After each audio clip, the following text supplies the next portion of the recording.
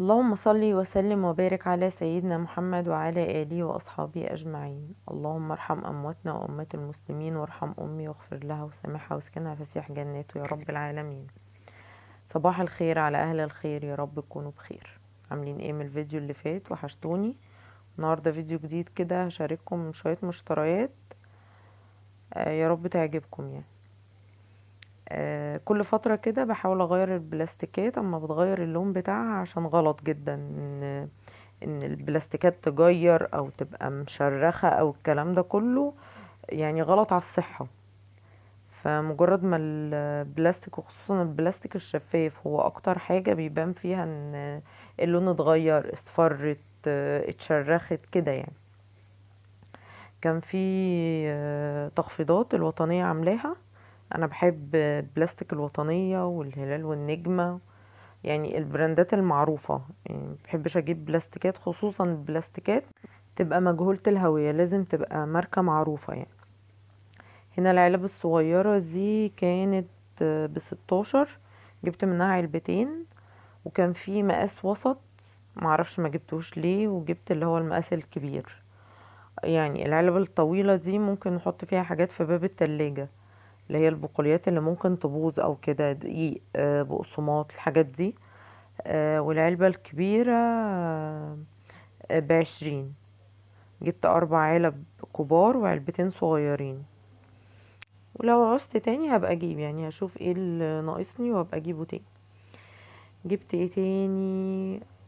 جبت القطاعة دي هي قطاعة بالطبق بتاعها.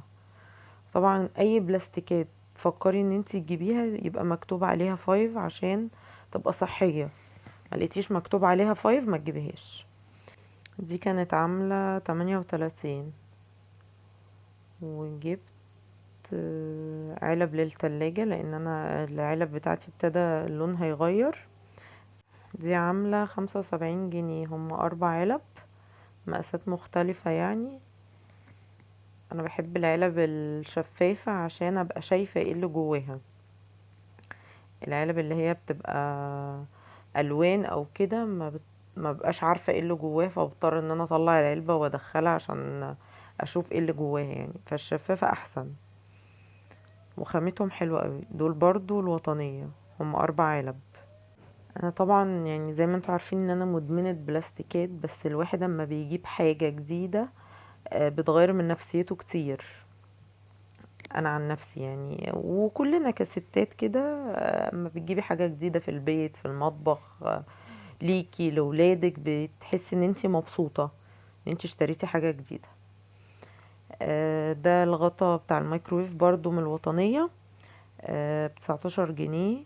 وقلت اوريهولكم يعني بيتعمل ازاي في الميكرويف، لان اكتر حاجة بنضفها في المطبخ الميكرويف.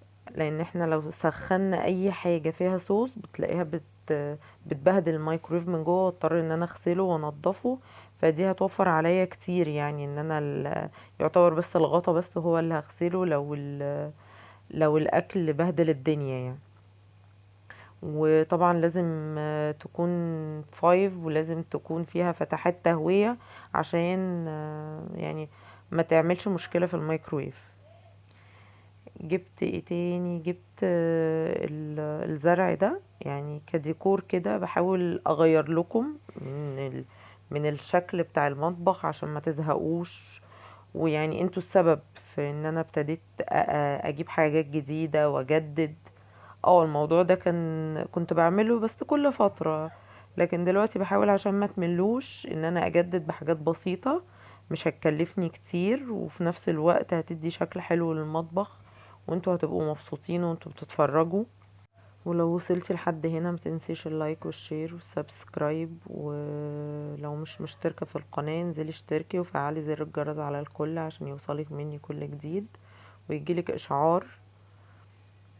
بحبكم في الله، ويا رب اكون عند حسن ظنكم. واخر حاجة بقى جبتها طقم السمك ده، يعني انا ما كانش عندي بصراحة وما اتجوزتش بيه. وكان نفسي اجيبه، ولقيت عليه عرض عامل 200 جنيه. هو طبق يعني طبق كبير، سيرفيس كبير، وست اطباق صغيرة. يعني هو 7 قطع. شكله حلو، والاهم حاجة عندي في الازاز ان انا يكون مية الازاز كويسة. هو ده اللي بيخليني ان انا اشتري الحاجة.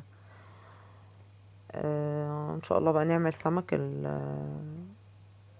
ونغرف فيه وكده، وتشوفوا شكله في الاكل. هو شكله حلو قوي. يعني انا كان نفسي فيه من زمان، وطبعا لما جه قصادي كده قلت لا اجيبه بقى خلاص، وعليه عرض ب200 جنيه، وال200 جنيه دلوقتي ما بقتش تعمل حاجة يعني. فايه المشكلة ان انا اجيب طقم كان نفسي فيه. شايفين؟ لسه بقى اما يتحط فيه السمك والرز هيبقى تحفة. باي باي.